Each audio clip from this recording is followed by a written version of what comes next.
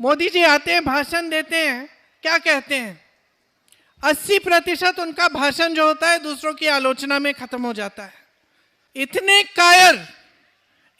कायर नेता कि एक चीज की जिम्मेदारी लेना नहीं जानते। एक कहेगा किसी ने शीश महल बनाया है, दूसरा कहेगा उसने राजमहल बनाया है। लूटा तो दोनों ने है ना। और क्या आपकी इश्यूज ये हैं, शीश महल राजमहल, कि आपका इशू ये है कि अपने बच्चों को पढ़ाना है? महंगाई से कैसे बचेंगे हम? आज पूरी बजट की चर्चा में संसद में महंगाई की एक बात नहीं की इन्होंने। एक बात नहीं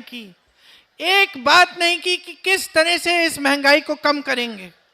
पहचान भी नहीं रहे हैं कि आपका संघर्ष क्या है।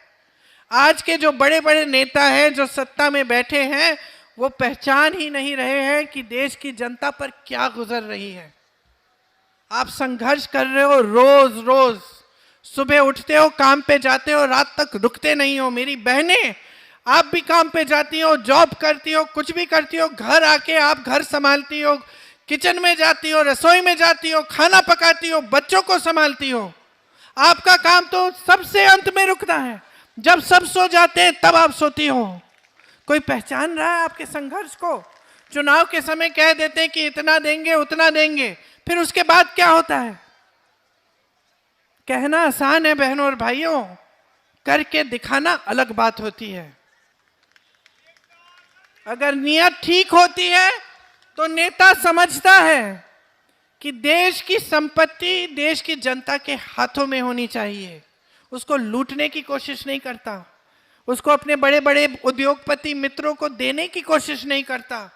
आज सारे बंदरगाह, सारे एयरपोर्ट, तमाम जमीनें, कोयले के खदान, देश की जो बिजली पावर की सारी जो जितने भी इंफ्रास्ट्रक्चर, सब अडानी और अंबानी जी के, सब मुफ्त में दे दिए गए इनको।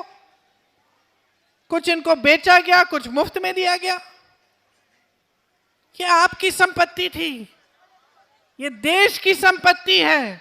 आप जो सोशल मीडिया पे देखते हैं कि ये लोग किस तरह से अपनी शादियां मना रहे हैं, क्या क्या कर रहे हैं, कैसे कैसे महलों में रह रहे हैं, ये आपकी संपत्ति है जो मोदी जी ने इनको पकड़ा दी है मुफ्त में। यही थे वो पीएसयू जिनसे आपको रोजगार मिलता था, जो आज इन सबके हैं।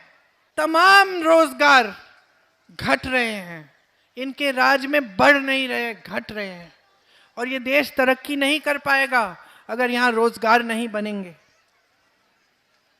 आप अगर देखिए तो चीन में देखिए, चीन में प्रोडक्शन का काम होता है, मैन्युफैक्चरिंग का काम होता है, तेजी से आगे बढ़ रहा है। वही हुनर हमारे पास है, हमारे पास हुनर है, हमारे पास जनता है, हमारे पास पढ़े लिखे नौजवान हैं, लेकिन कोई रोजगार ही नहीं दे रहा, कोई मौका ही नहीं दे रहा। हम चीन का मुकाबला कैसे करेंगे? हम कर सकते हैं, हम में क्षमता है, हमारी जनता में क्षमता है, लेकिन जो सरकार है उसकी पॉलिसी ठीक होनी चाहिए, विजन होना चाहिए कि हम करना क्या चाहते हैं देश के लिए, एक सोच होनी चाहिए। आज ये सब गाली गलौज करते हैं पंडित नेहरू जी का, लेकिन विजन था। उनकी विजन की वजह से ये हिंदुस्तान यहां पहुंचा है, उनकी विजन की वजह से, हमारे लोकतंत्र की वजह से आज हमारी हालत बांग्लादेश, पाकिस्तान और श्रीलंका जैसे नहीं हुई।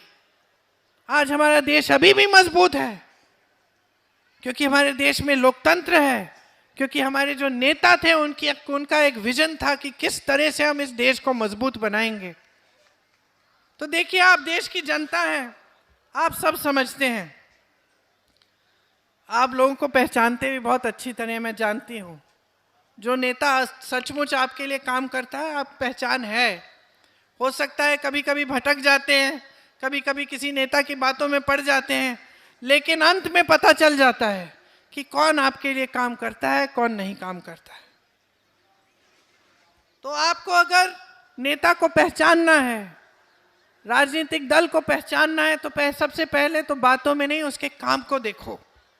देखो कि कहीं भाई जब कांग्रेस की सरकार थी तो क्या किया, काम किया कि नहीं किया इन्होंने, और आज आम आदमी पार्टी की सरकार है तो इन्होंने क्या काम किया।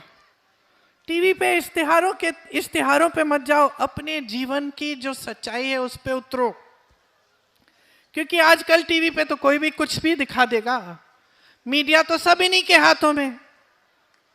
मैंने कहीं पे पढ़ा कि केजरीवाल जी आम आदमी पार्टी 450 करोड़ रुपए शायद अपने ही प्रचार में लगाए हुए हैं। और केजरीवाल जी को तो ठीक है 450 करोड़ होंगे, मोदी जी के तो हजारों करोड़ प्रचार में है, जहां देखिए चेहरा चमकाने में लगे होते हैं।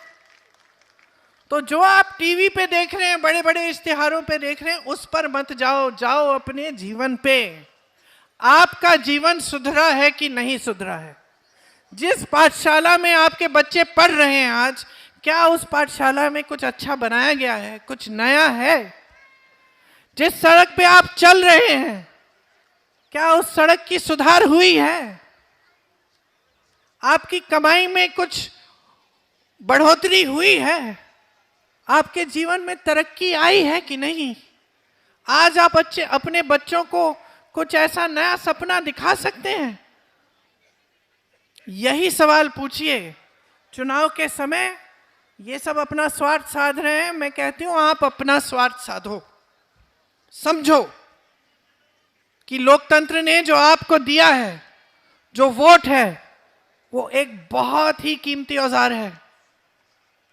उससे आप देश बना सकते हो, देश को मजबूत बना सकते हो, अपना भविष्य बना सकते हो, अपने बच्चों का भविष्य बना सकते हो। इसको हल्के में मत लो, किसी की बातों में मत पढ़ो। मैं तो कहती हूं मेरी बातों में भी मत पढ़ो, जाके देखो, पता करो, फोन उठाओ। कोई बेंगलोर में रिश्तेदार है, कोई ऐसे प्रदेश में रिश्तेदार है जहां कांग्रेस की सरकार है, पूछो। कोई हिमाचल में है, कोई तेलंगाना में है, पूछो कि भाई ये सच है कि ये सारे काम कर रही है कांग्रेस पार्टी? पूछो, पता चलेगा कि वहां कौन कौन सी स्कीमें लागू हो रही हैं। मेरी बातों को जरूर याद रखना, कोई बड़ी बात नहीं है, सिंपल सी बात है, साधारण बात है। सब अपना स्वार्थ साध रहे हैं, आप अपना स्वार्थ साधो। अपने भविष्य को देखो, अपने बच्चों के भविष्य को देखो, और ये देश जो आपकी अमानत है, ये देश जो आपने बनाया है, जो आपके बुजुर्गों ने बनाया है, जिनको आज भी आप खड़ा कर रहे हैं, आपके बिना ये देश नहीं चल सकता। ये देश आपका है, इसकी हिफाजत करिए, अपना वोट व्यर्थ मत करिए। आज भाजपा और आम आदमी पार्टी दोनों को हराना है, कांग्रेस पार्टी को जिताना है, ताकि आपके संघर्ष कम हो, महंगाई कम हो, आपको रोजगार मिले और ये देश एक रहे।